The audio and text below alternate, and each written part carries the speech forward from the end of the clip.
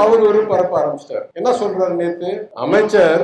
நடிகர்களை எல்லாத்தையும் அவமதிக்கிறார், சினிமா துறையை அனைத்தையும் அவமதிக்கிறார். நான் யாரையாவது இவரை தவிர, இந்த சினிமா சங்கியை தவிர நான் வேற யாரையாவது என்னைக்காவது அவமதித்தேனா? இந்த சினிமா சங்கி வேட்பாளராக அறிவிக்க முன் ஏதாவது ஒரு நாள் 10 ரூபாய், 1 மணி நேரம், ஒரு போராட்டம், எதிலையாவது பொது நல திட்டத்தில், காரியத்தில், காரணத்திற்காக ஈடுபட்டிருக்கிறாரா? RSS ஆபீஸ் போயிட்டு வந்த உடனே அந்த சர்வாதிகார ஒரு மனப்பான்மை, அந்த ஆதிக்கவாத ஒரு செயல்பாடு இவருக்கும் ஏறிடுச்சு. இவர் சொன்னால் நாங்களெல்லாம் மானையாக எடுத்துட்டு வளைவோம் என்று நினைக்கிறார். ஒருபோதும் மதுரை மக்கள் அந்த மாதிரி இருக்க மாட்டாங்க. நல்லா தெரிஞ்சுங்க, அவருக்கு இப்போ பேர் வச்சிருக்குது சினிமா சங்கி. இந்த சினிமா சங்கி ஊர்ல இறங்கிட்டு அப்பல இருந்து இன்னை வரைக்கும் நானும் காத்துட்டு பார்த்துட்டே இருந்தேன். என்னைக்காவது இந்த ஆள் பொய் சொல்றதை நிறுத்துவாரா? என்னைக்காவது இந்த ஆள் கொஞ்சமாவது அறிவு, தகவல், வரலாறு, புரிதல் ஏதாவது அதிகரிக்குமா? இல்ல சும்மா கிணிப்பிள்ளை மாதிரி எதுவுமே நடக்கல. சட்டமன்ற உறுப்பினர் தெரியல, அமைச்சர் சரியில்லை, எல்லா மக்கள் அதிருப்தியில் இருக்காங்கன்னு கிணிப்பிள்ளை மாதிரி சும்மா உளறிக்கொண்டே இருந்தார். அதை ஒரு சங்கி கூட்டம் சோசியல் மீடியாவில் நாடு முழுவதும் பரப்பிக் கொண்டிருந்தது. இதுல என்ன ஆச்சரியம்னா, அவர் சொல்றார், எனக்கு அறியாமை என்று அமைச்சர் கூறுகிறார். உண்மை, உங்களுக்கு 100% அறியாமை. ஏன்னா நேத்து நீங்க பாராசூட்ல இங்க ஏன் இந்த தொகுதின்னா இதுதான் ஒதுக்கப்பட்ட தொகுதி. உங்களுக்கு மதுரை பத்தி எது தெரியும்? இல்ல, ஒரு தடவை நான் லீவுக்கு வந்திருக்கேன், கோயிலுக்கு போயிருக்கேன், இவரெல்லாம் வேட்பாளர் தான் நம்ம. அதுக்கு மேல் சொல்றார், நான் என்னை தேர்ந்தெடுக்கப்பட்டீர்கள்னா 15 நாள் இங்க இருப்பேன். நம்மளுக்கு எல்லாம் தெரியும் இந்த பாஜகவுடைய திட்டம். ஒன்றிய அரசாங்கத்தில் ஒரு திட்டம் உருவாக்குவார்கள், PMABC ஏதோ ஒரு பேர் வைப்பாங்க. வைக்கும் போது என்ன சொல்லுவாங்க? ஆரம்பத்தில் 50% ஒன்றிய அரசாங்கம், 50% மாநில அரசாங்கம். ஆனா பேர் வைக்கிறதும் படம் போடுறதும் பிரதமராக இருந்தே ஆகும். அடுத்த ஆண்டு சொல்லுவாங்க, இல்ல நாங்க 30% தான் கொடுப்போம், நீங்க 70% கொடுப்பீங்க. அடுத்த ஆண்டு சொல்லுவாங்க, இல்ல நாங்க 10% தான் கொடுப்போம், நீங்க 90% கொடுப்பீங்க மொத்த நிதி. ஆனாலும் அதற்கு பேர் PM திட்டம்னு இருக்கணும், அதுல அவர் படம் இருக்கணும். இந்த மாதிரி பழக்க வழக்கத்தில் தான் வந்தவர்கள் இவர்கள். சில நாட்களுக்கு முன் ஒரு மைதானத்தில் கேட்கிறாங்க, என்ன ஆகும், நீங்க ஜெயிச்சீங்களா தோத்தீங்களான்னு. அதெல்லாம் அதுக்கப்புறம் தான் சொல்ல முடியும்னு. ரொம்ப ஊர்த்தி இருந்தா சொல்லியிருப்பாரு, இல்ல 15 நாள், இல்ல 10 நாள். இன்னும் 2 நாள் கழிச்சு கேட்டா இல்ல 5 நாள். இன்னும் 2 நாள் கழிச்சு கேட்டா சொல்லல, நான் 3 நாள், மாசத்துக்கு 3 நாள் இந்த ஒன்றிய அரசாங்கத்துடைய 10% திட்டப்படி நான் 3 நாள் இங்க இருக்கேன், என்ன MLA ஆக்கிடுவாங்க. என்ன கேவலமா இருக்கு, இதெல்லாம் கேலி கூத்தா இருக்கு. இந்த நபர் கூறுகிறார், இங்க இருக்கிற பிரச்சனையை தெரிவதற்கு அறிவு தேவையில்லை, புரிதல் தேவையில்லை, வரலாறு தேவையில்லை, கண்ணுக்கு தெரியுது. பச்சை குழந்தை 10 வயசு குழந்தைக்கு தெரிய வரும் இருக்கிற பிரச்சனை, இருக்கிற கண்ணுக்கு தெரியுது. உண்மை 10 வயசுக்கு தெரியும். ஏன் 10 வயசு? மிருகத்துக்கும் தெரியும், கண்ணு இருக்கு.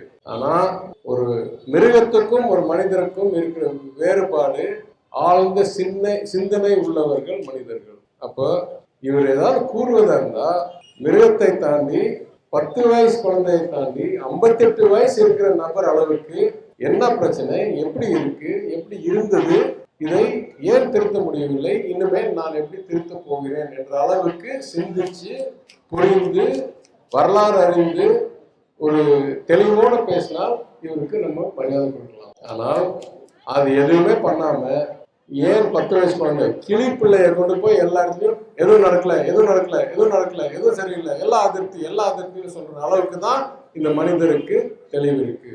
இது 10 நாள் பழைய பொய்ய சொல்லிட்டு இருந்த போது, நேத்து அந்த முகத்திரையை கிழித்து இவருக்கு என்னதான் தெரியுது, என்னதான் வரலாறு இருக்கு, என்னதான் புரிதல் இருக்குன்னு நான் கூற ஆரம்பிச்ச உடனே புது அவர் பரப்ப ஆரம்பிச்சிட்டார். என்ன சொல்றாரு நேத்து அமைச்சர்? நடிகர்களை எல்லாத்தையும் அவமதிக்கிறார், சினிமா துறையை அனைத்தையும் அவமதிக்கிறார். நான் யாரையாவது இவரை தவிர, இந்த சினிமா சங்கியை தவிர நான் வேற யாரையாவது என்னைக்காவது அவமதித்தேனா? கேள்வி.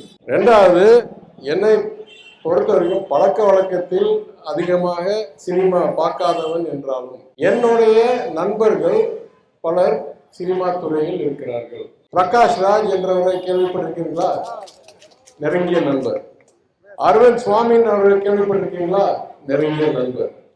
மணிரத்னம் கேள்விப்பட்டிருக்கீங்களா? நெருங்கிய நண்பர். வடிவேலுன்ற கேள்விப்பட்டிருக்கீங்களா? நம்ம வைகை புயல் வடிவேல் தெரியுமா? இன்னும் ஒருக்கா சொல்லுங்க. வடிவேலு எனக்கு நெருங்கிய நண்பர்.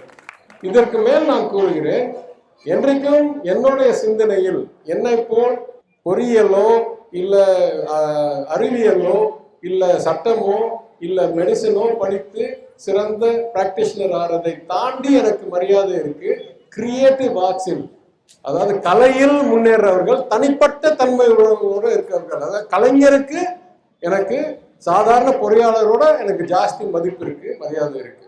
இது எனக்கு மாத்திரம் இல்லை, நான் இன்னும் பாரம்பரியம் சொல்ல போனோம் என்றால் சில வரலாறு பலருக்கு தெரியும். ஒரு புது வரலாறு நான் சொல்றேன். என் தாத்தா காலத்திலிருந்து நடிகர் திலகம் எம்ஜிஆருக்கும் எங்க குடும்பத்துக்கும் நெருங்கிய உறவு உண்டு பல பத்தாண்டுகளாக. அதை தாண்டி அது பலருக்கு தெரியும். ஏன்னா மெட்ராஸ் பாய்ஸ் கம்பெனில இருந்து வந்தவர், இன்னைக்கு உச்ச நீதிமன்றத்தில் இருக்கிற ஒரு நீதிபதி அவர்கள் தான் இந்த முழு விவரத்தை எனக்கே சொல்லி கொடுத்தார். அதனால இந்த முழு வரலாறு பலருக்கு தெரியும், இங்க நீண்ட நாள் இருந்தவங்களுக்கு. ஆனா எனக்கு புதுசா தெரிய வந்த உறவு லட்சிய நாயகர் SS ராஜேந்திரனுக்கும் எங்க குடும்பத்துக்கும் இருக்கிற நீண்ட நாள் ஒரு நட்பு. அவரும் தேனி மாவட்டத்தில் முஸ்லம்பட்டியில் இருந்து வந்தவர். அவருடைய புதுமனை திறப்பு விழாவுக்கு என் தாத்தா சீஃப் கெஸ்டாக சென்று திறந்து வைத்திருக்கிறார். அவர் 1962 திராவிட முன்னேற்ற கழகம் சார்பாக தேனி தொகுதியில் சட்டமன்றத்துக்கு வேட்பாளராக நின்று ஜெயிச்ச போது என் தாத்தா அவருக்கு போய் பிரச்சாரம் செய்திருக்கிறார். அந்த அளவுக்கு எங்களுடைய நட்பு இருக்கு, உறவு இருக்கு, மரியாதை இருக்கு, பாசம் இருக்கு. எனவே நான் அந்த துறையை பத்தி மதிப்பும் பாசமும் அன்பும் தான் வைத்திருக்கேனே தவிர எனக்கு எந்த வகையிலும் அந்த துறையை பத்தி ஒரு நெகட்டிவ் ஃபீலிங்கே இல்லை. ஆனால் இந்த சினிமா சங்கி வேட்பாளராக அறிவிக்க முன் ஏதாவது ஒரு நாள் 10 ரூபாய், 1 மணி நேரம், ஒரு போராட்டம், எதிலையாவது பொது நல திட்டத்தில் காரியத்தில் காரணத்துக்காக ஈடுபட்டிருக்கிறாரா? நான் இப்பதான் காரியமார் தெருவில் பேசிட்டு வரேன். நான் சொல்றேன், என் மேல் CAA, NPR, NRC எதிர்த்து போராட்டத்தில் பங்கேற்றதற்கு 2 வழக்கு தொடரப்பட்டது தமிழ்நாடு அரசாங்கத்தால். நான் கேட்கிறேன், இந்த நபர் மேல் எத்தனை போராட்டத்தில் பங்கேற்றதுக்காக வழக்கு தொடரப்பட்டது? எங்கேயாவது போய் போராடினாரா? அதுக்கு இருக்கு. எனவே இவரு பிளேன்ல இருந்து இறங்கின உடனே RSS அலுவலகம் முதல்ல போய் மரியாதை செஞ்சுட்டு வர்றவர் சினிமா சங்கி ஏதோ ஒரு பொய்யை தினம் தினம் புதுசாக உருவாக்கி கொண்டிருக்கிறார். இதற்காகவே நான் கூறுகிறேன், ஒவ்வொரு பிரச்சாரமும் சினிமா சங்கிக்கு மதுரை அறிமுக பாடமாக தான் இனிமே நம்ம பேச போகிறோம். நேற்று இரவு 21வது வார்டில் நாங்களும் பிரச்சாரம் செய்தோம். அந்த சைட்ல அம்மையார் குஷ்புவும் பிரச்சாரம் செய்திருந்தார்கள். எங்க பக்கம் சுமார் 20 கட்சிகளுடைய கொடிகள், சுமார் 800லேருந்து 1000 ஆதரவாளர்கள் மிக்க எழுச்சியுடன் மிக சிறப்பாக உற்சாகமாக ஒரு பிரச்சாரம் நடந்தது. அந்த பக்கம் பார்த்தா ஒரு 6 பேர், ஒரே ஒரு குட்டி யானையில ஒரு 6 பேர் இந்த அம்மா உட்பட்டு இந்த பக்கம் வந்துருந்தாங்க. அப்ப எனக்கே கொஞ்சம் மனசுல வலி. ஒரு காலத்துல எவ்வளோ பெரிய ஸ்டாரா இருந்திருந்தம்மா, இன்னைக்கு வந்து 6 பேர் வச்சுட்டு ஒரு வண்டியில போறாங்க, திரும்பி பார்க்கறதுக்கு ஆள் இல்லை. இப்போ நான் நினைச்சேன், சரி இவங்க பண்ண தப்புக்கு ஒரே ஒரு முறை அதை நிறுத்தி விட்டு இன்னுமே திருப்பி நாகரீக அரசியலுக்கு போறதுக்கு வாய்ப்பளிக்கலாமா என்று நான் நினைத்தேன். எனவே உங்கள் ஆதரவோடு உங்கள் ஏற்புதலோடு நான் இன்னைக்கு ஒரு கருத்தை, வாதத்தை வைக்கிறேன். நாகரீக அரசியலுக்கு அவர் திரும்புவதாக இருந்தால் அவரால் என்ன செய்ய முடியும், எப்படி செய்ய போகிறார், ஏன் இன்றைக்கு இருக்கிற சூழ்நிலை இன்னைக்கு இருக்கு, இதை விட 5 ஆண்டுகளுக்கு முன் மோசமாக இருந்தா சிறப்பாக இருந்ததா, நம்ம என்ன செஞ்சிருக்கோம் செய்யல, இந்த அளவுக்கு ஒரு நாகரீக அரசியல் விவாதத்துக்கு திரும்பினால் நான் நிறுத்திக் கொள்கிறேன். ஆனாலும் நான் கூற வேண்டியது, இந்த தேர்தலில் ஒரு அசாதாரண சூழ்நிலை தொடர்ந்து திகழ்ந்து கொண்டிருக்கிறது.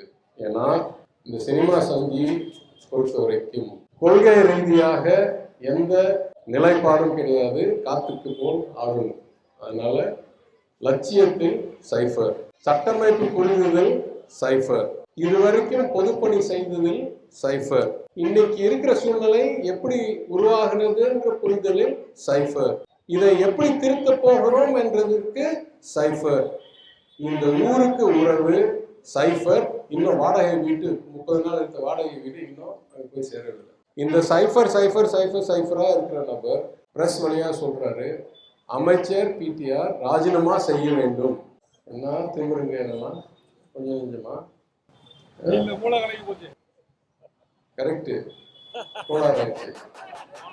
என்ன கோளாறுன்னு குறிப்பா சொல்றேன். RSS ஆபீஸ் போயிட்டு வந்தோடனே அந்த சர்வாதிகார ஒரு மனப்பான்மை, அந்த ஆதிக்கவாத ஒரு செயல்பாடு இவருக்கும் ஏறிடுச்சு. இவர் சொன்னால் நாங்கள் எல்லாம் மானையாக எடுத்துட்டு வளைவோம் என்று நினைக்கிறார். ஒருபோதும் மதுரை மக்கள் அந்த மாதிரி இருக்க மாட்டாங்க. நல்லா தெரிஞ்சுங்க, நாங்கெல்லாம் மதுரைக்காரருடைய அடையாளம் இந்த மாதிரி எல்லாம் வந்து மிரட்டுறவங்கள என்ன பண்ணுவாங்கன்னு உங்களுக்கு நல்லா தெரியும். எனவே நான் கூற வேண்டியது, இந்த நபருக்கு போடக்கூடிய ஒவ்வொரு வாக்கும் மதுரை மக்களுடைய சுயமரியாதைக்கு ஒரு அவதூறு. இந்த நபருக்கு யாராவது ஓட்டு போட்டாங்கன்னா அது அம்மையார் ஜெயலலிதாவுடைய ஆத்மாவுக்கு அவதூறு. ஏன்னா என்றால் இவர் இருக்கிற கட்சியை, அந்த தலைவரை விரட்டினவர்கள் அம்மையார் ஜெயலலிதா. இந்த நபருக்கு போடுற ஒரு வாக்கும் மகளிருக்கு அவதூறு. ஏனென்றால் அந்த அம்மையார் சொல்றாங்க, நாங்க கொடுக்கிற உரிமை தொகை உங்களுக்கு பிச்சையாம். எனவே நான் குறிப்பாக கூற வேண்டியது, இரட்டை இலைக்கு இதுவரைக்கும் தொடர்ந்து விசுவாசமாக இருந்தவர்கள் தயவு செய்து சிந்திச்சு பாருங்கள். உங்களுடைய பொன்னான வாக்குகளை இத்தகைய ஒரு நபருக்கு போடணுமா? இவ்வளோ தீய சக்தி இங்க வந்து நம்மளை மிரட்டுது, நம்மளை உருட்டுது, நம்ம எல்லாம் முட்டாள்னு நினைக்குதுன்னா, இந்த நபரை திருப்பி ஷூட்டிங்க்கு போகும்போது 10,000 ரூபாய் டெபாசிட்டை இழந்துட்டு போய் அனுப்புனாதான் நம்மளுக்கெல்லாம் மரியாதை. எனவே நான் கூறுவேன், நான் மதுரைக்காரன்,